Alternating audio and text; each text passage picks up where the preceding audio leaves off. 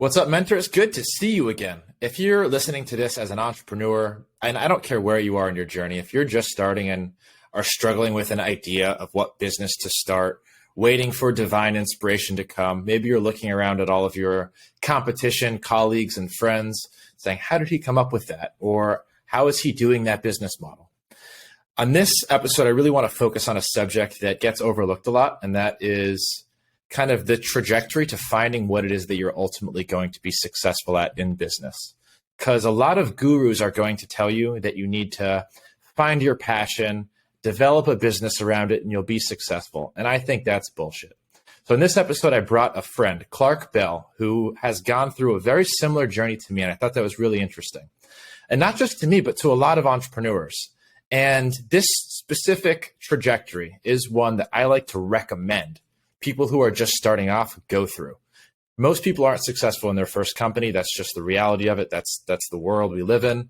But there are certain steps that you can take along your journey to learn from each individual business, compound skills, and eventually find that one idea that's going to lead you to success.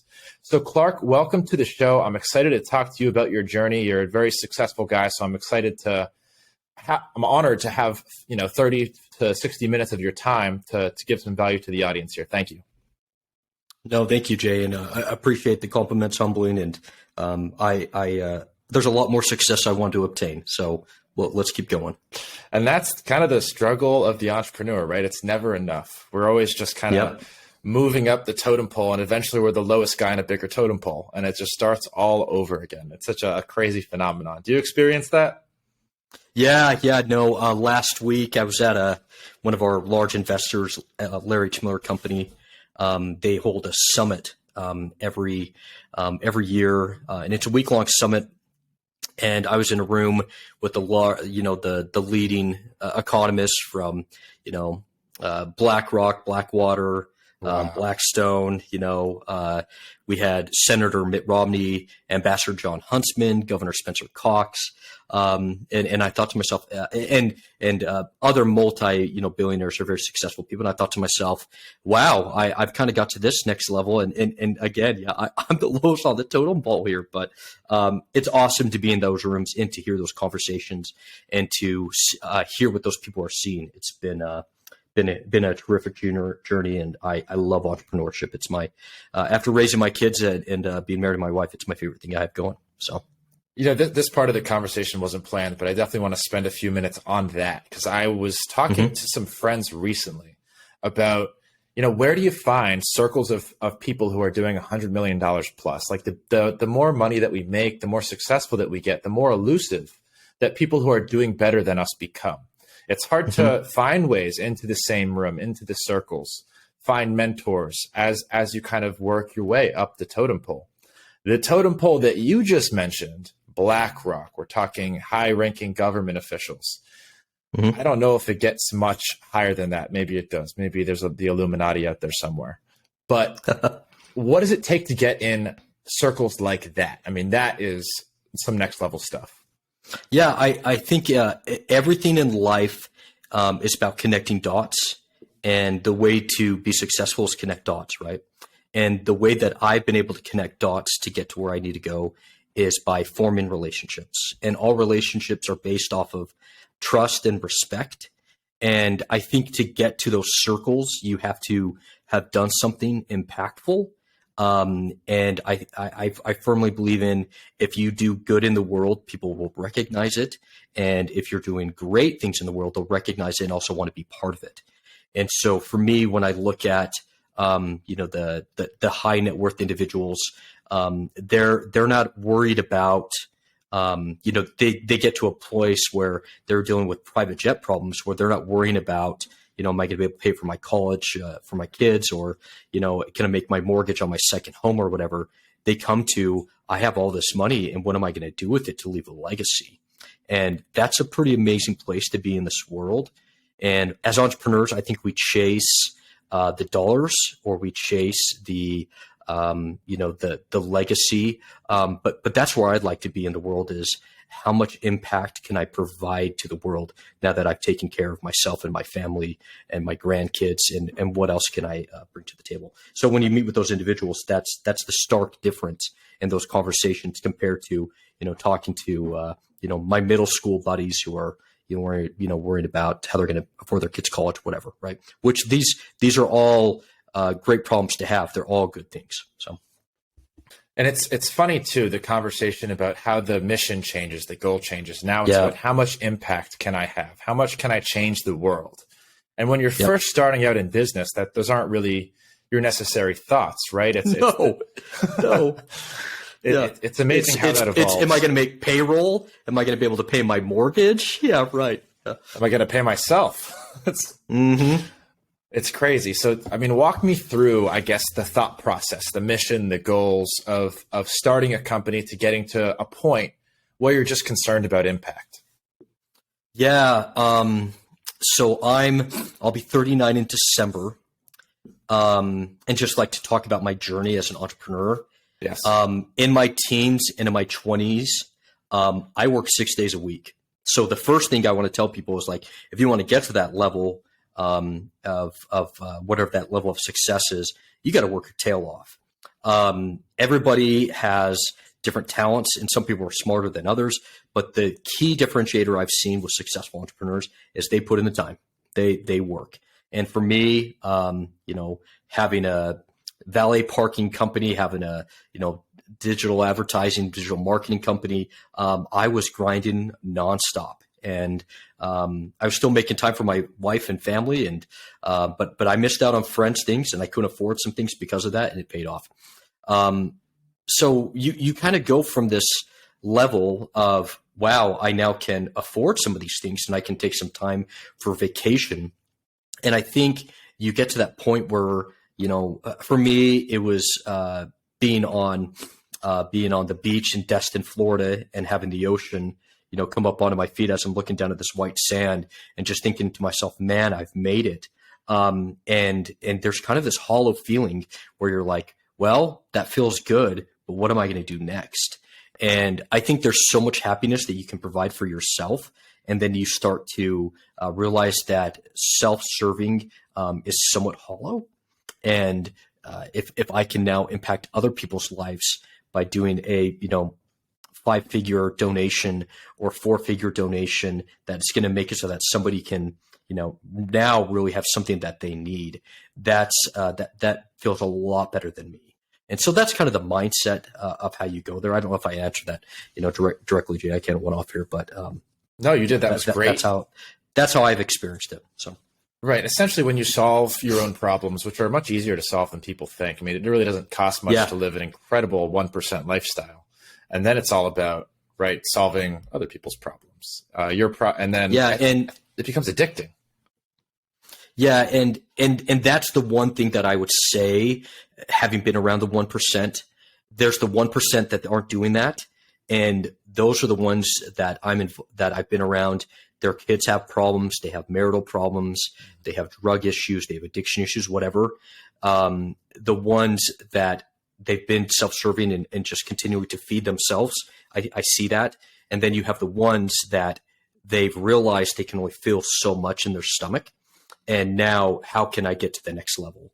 And so I look at, mentors of mine, such as, Fraser Bullock or Dave Smith, Steve Starks, Clint Stone at Larry H. Miller Company, my father, Warren Bell, that they've really just dedicated themselves to help communities be better.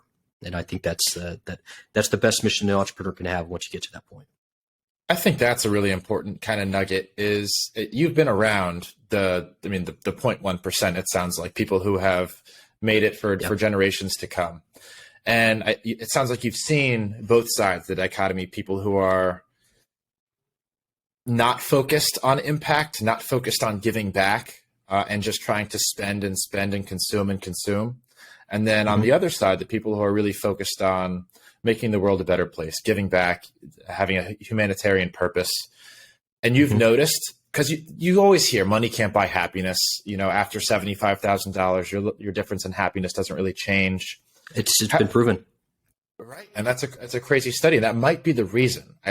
And let's dive in a little bit more on that. The people who are giving back, have you noticed a level of happiness change within them, their children? Do their kids still end up dicks if they have a valuable mission? Or talk to me a little bit about that. Yeah, I don't know if I've experienced that enough to have an opinion on it, but certainly I've seen the difference. I serve on a local education foundation for my cool school district.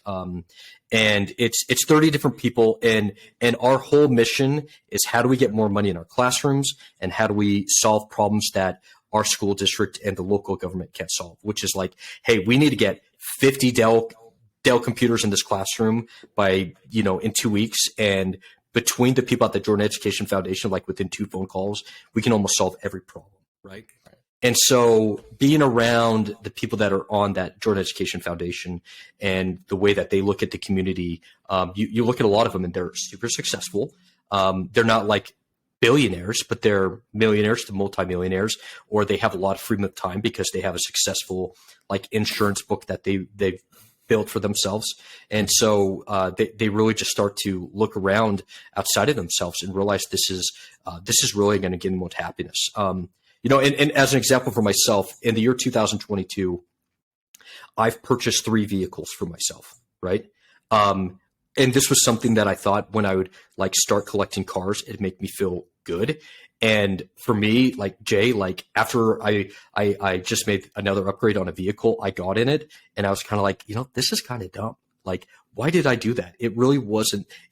So it really is hollow. We're always chasing after this next car, next house, next vacation, or what have you. And for me, it's the impact in helping the community is really where it's at.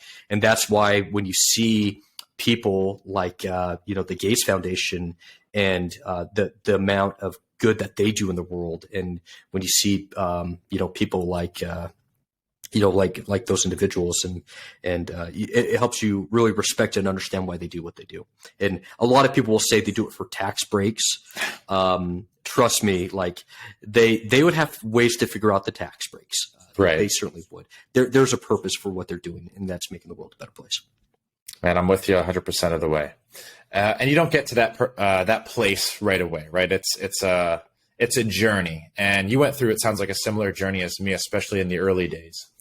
One of the things that I really wanted to highlight for the listeners is the importance of learning advertising early and learning it with other people's money, and also running a service-based company, which I think is so important because you don't need money to start it. It's a really easy thing to learn the skills, apply them on your own, and then scale from there. Walk me through your journey of entrepreneurship. Was the digital marketing agency your first company, second, third? And if you had any failures, I'd love to hear about them. Yeah, so my family owns and operates a sod farm. So we grow instant turf grass lawns. And so early in my teens, I started tearing out people's lawns and replacing them with, healthier, more drought tolerant lawns, right? So that was kind of like my first foray into doing service. So I learned, about work ethic, about having having good customer service, meeting expectations, customer demands, all that. I then served a 2-year service mission for the Church of Jesus Christ of Latter-day Saints, where the whole purpose of that time is serving other people, right? Part of it is you want to convert people to the same beliefs as yourself. But when you really look at what the importance of going on a mission is you're serving other people, and you're really serving yourselves to grow up as a human being. And so that's when I really, developed a lot of the ideologies that have shifted me into, where we are at now. Following serving my mission for my church, went to college, met the love of my wife, Jamie Lynn. And I immediately just realized, for me to get to where I want to be in life, I'm not going to be able to do it by 9 to 5. I wasn't going to be one of these guys that got an MBA, and was going to be able to, make that 6-figure salary and be able to budget and be comfortable. That wasn't a pathway. That's my personality. And so basically since 2006, I've had 2 or 3 projects that I'm working on at any given time. And that's just normal for me. So some people, they think that's crazy. That's my normal. And so it went from, I started a valet parking business, and at one time we had 67 employees. which was crazy. Having 67 college age boys drive $50,000 to $150,000 cars at the age of 26, I learned a lot about managing stress during that time, but also learned about how to manage business and people. And then the next foray after that was I started Clutch Fuse, which was my digital marketing agency, Jay, that you're referencing.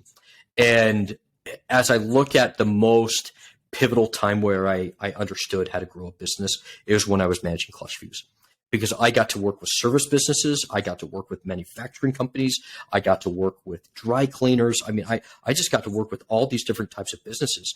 And one, it helped me realize I got to be exposed to a lot of small to medium-sized business owners, and I got to see what worked for them. And I learned a lot from their lifestyle and what I was hoping to get in life, and really form some opinions there. But also, secondly, like you said, I was able to, take $1,000 to $2,000 from some of these people and drastically improve their marketing profile. Did I always have success? No, we probably messed up about 40% of the time, but we would tell people we were just still trying to, make that work. And essentially from 2010 to 2014, I scaled that business, and then we sold it to another advertising agency. And the tools that I've learned from that as I look at marketing, because I'm still over the marketing at AquaYield. I don't have a chief marketing officer. The CEO is over the marketing department, and that's never going to change because I love it and I want to know all the data and insights and analytics of how we can grow. That really was those two instances, managing all those employees on the valet parking business, and then using other people's money to market their business, really put me into a great spotlight and helped shape me to where I am now. And it's fun how you evolve as an entrepreneur, right? The valet company probably taught you really stringent leadership skills early. You had to develop them, or you were going to fail. Managing 56 college kids, you need to be able to have some leadership skills. And then the digital marketing company, I'm sure leadership came into play as well, helped you scale that company, hire people, get the most out of them. But then also marketing, one of the most important skills we can learn as entrepreneurs, especially early on. Those are two of, I think, my three main ones. I think sales is the last one. Let me talk to me a little bit about the skill sets that you developed as an entrepreneur, and which ones you would deem as most important. Between management, sales, and marketing, or just any of them? Feel free to go off and make up your own skills. Yeah. So I'm a natural born hustler and salesman, and that will never change. I love the art of the deal. I love deal making. For me, the three most important things that a CEO or entrepreneur has to do is, one, set the vision and strategy for the company. Two, build the team. And three, once you get those two things really dialed in, make big deals. And so I'm in the status at AquaYield where I have way more competent managers that work for me, and they run the company, right? And then essentially I just continue to work with them to make sure that things are being managed correctly and that we're not, finding any potholes. Chief pothole officer is kind of the role of a CEO. You make sure you avoid those potholes. And then, deals is the next realm of what I'm working on and our stage of being in the multi-millions now. And so as I look at the, what I've gone from selling, a $500 social media package to now selling, a $50,000 concentrated fertilizer package, in one sell. The main difference has been, for me, has been just the type of customer that I'm working with.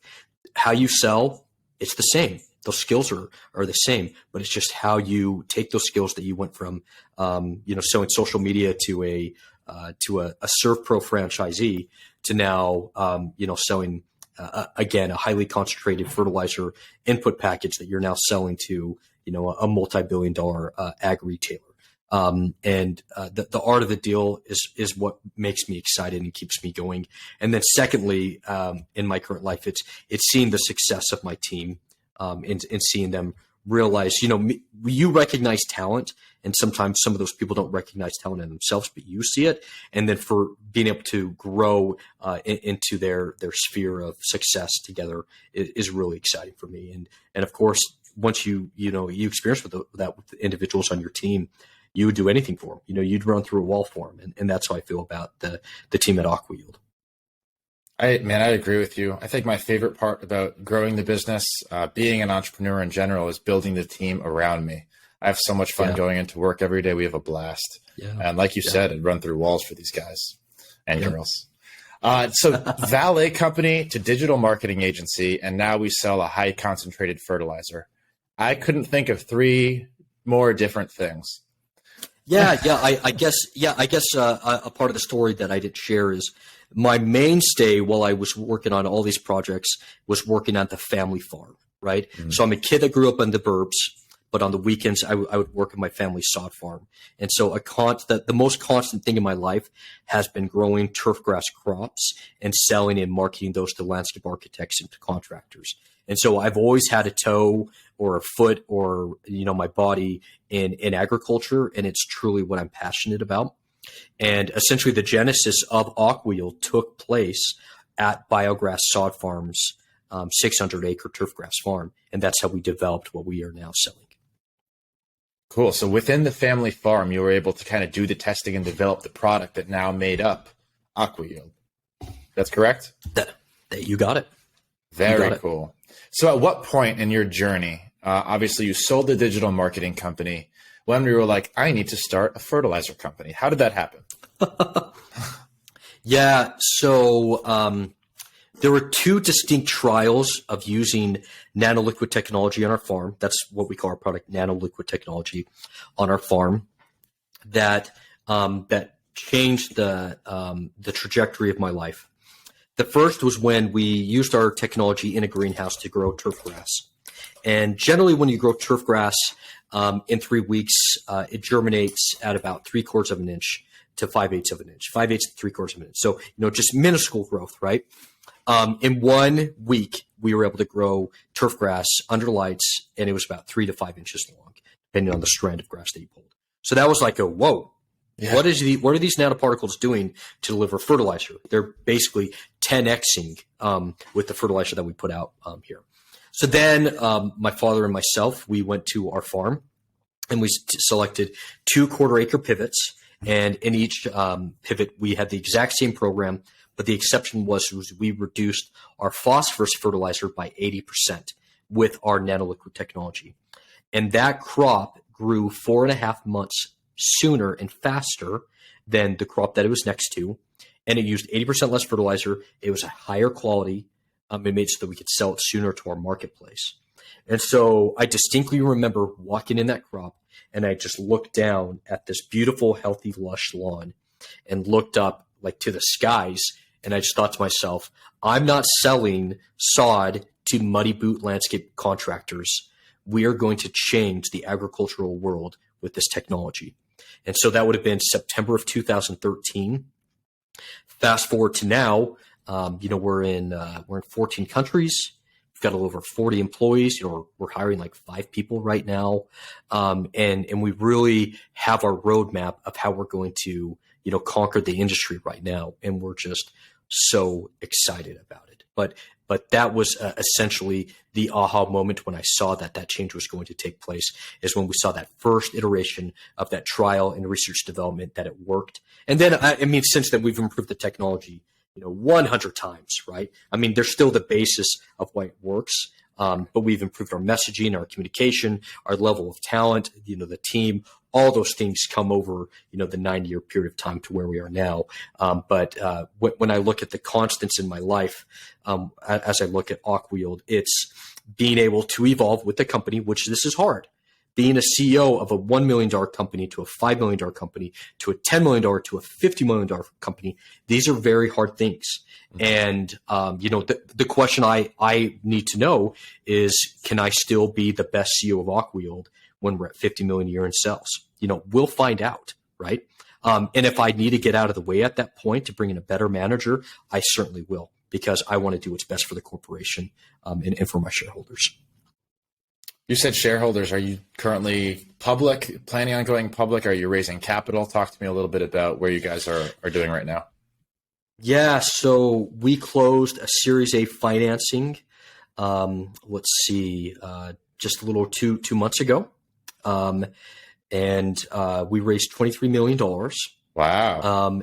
Yeah. And in this climate, that's notable, right? That's huge. We're really successful, had a successful raise. I'm really proud of that. Just because, imminent recession, inflation, there's not a lot of capital being, that's going around in the venture world right now. I mean, essentially, if you don't have a proven product that's cash flowing, and if you don't show how you're going to take over an industry or have something that's category defining, venture capital and private equity is not going to invest in you. That's just the reality of it. You used to be able to have a big idea and you could be burning millions of dollars and people still invest in you. That's not happening anymore. And that's not going to change for some time, I don't think. So we're really fortunate that we cash flowed and bootstrapped up until now. And now we're playing with this cash, to take names, which we're excited about. There's been a lot of interest from strategic partners, in the space that feel like they missed out on the Series A. So we're considering doing another round of financing that would only be done with strategic finance. This would be partners, people that are manufacturing fertilizer or they have robust distribution. That would make sense for us. And then past that, there's an idea that potential IPO. Or, we love the idea of just being a very successful private company. But for me, I'm not looking at AquaYield for an exit. AquaYield has also just done amazing things for myself and my family. And I'm looking more of the impact of what it can do. We met with one of the largest fertilizer companies in India this morning, and we've been able to reduce on their cotton and rice crops, their amount of fertilizer by 25%. And they're having the same yield and the same quality by just adding 1 ounce of nanoliquid technology to an acre. And so how we can take this to other third world countries, how we can take this to helping these farmers that might be in poverty, that can't afford fertilizer, that's what gets me excited, is that we can feed the world with this nanoliquid technology concentrate to just have a lot of betterment. And we've got goals about, X amount of hundreds of millions in sales and profit and all those things.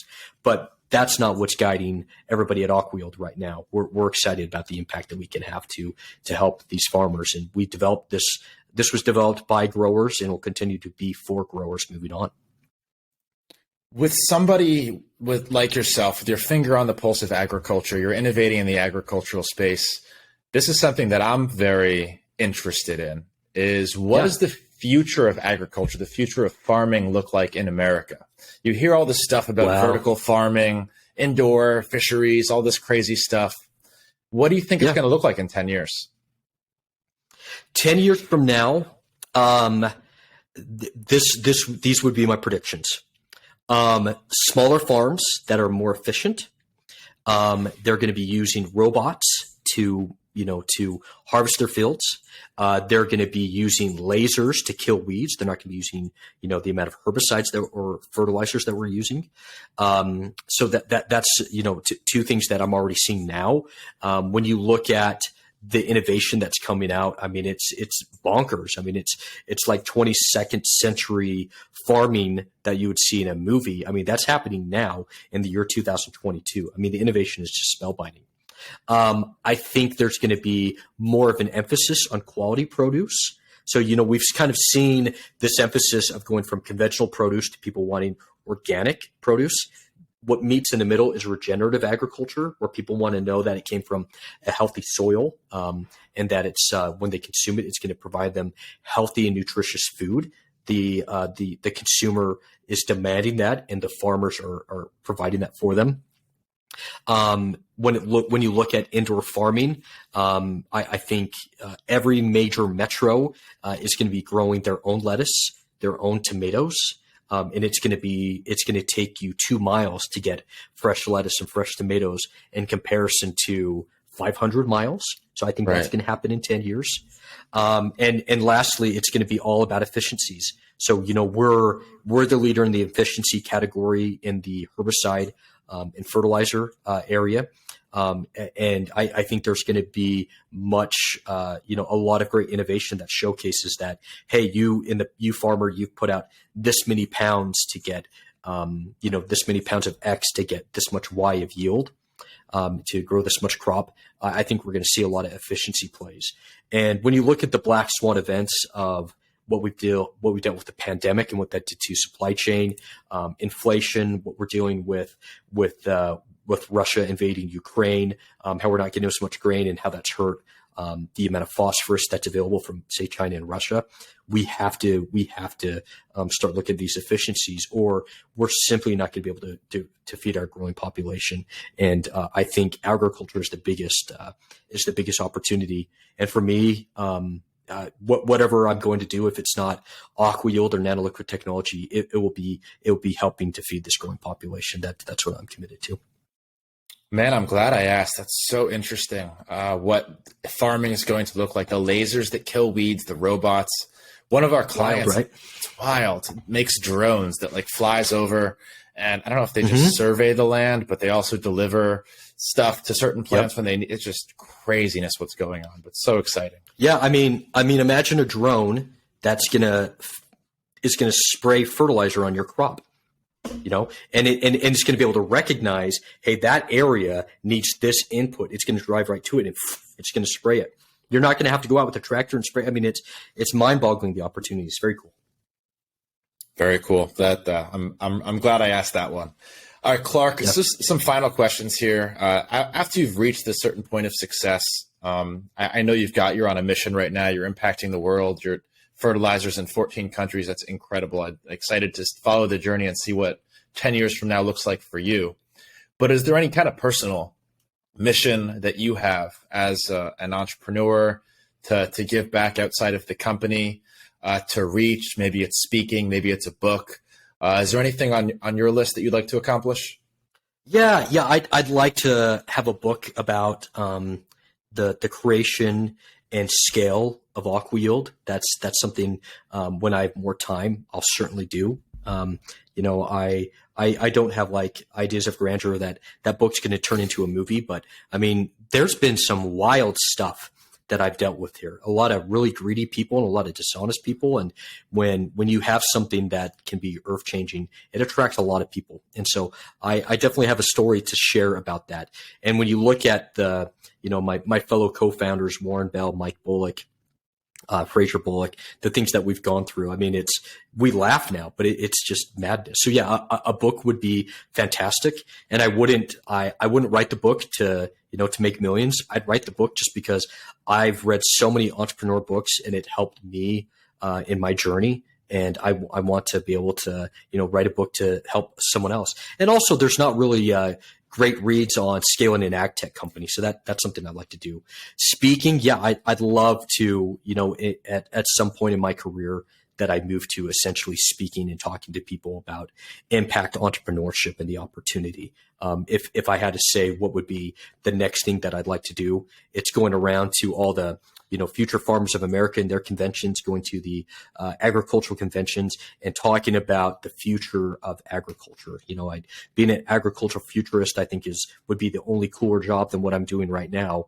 But I still have to, get AquaYield to the stages that we want to do before I can even consider doing something like that. And then, yeah, lastly, it's, being able to donate more time to help farmers in third world countries or, struggling Native American nations in the U.S.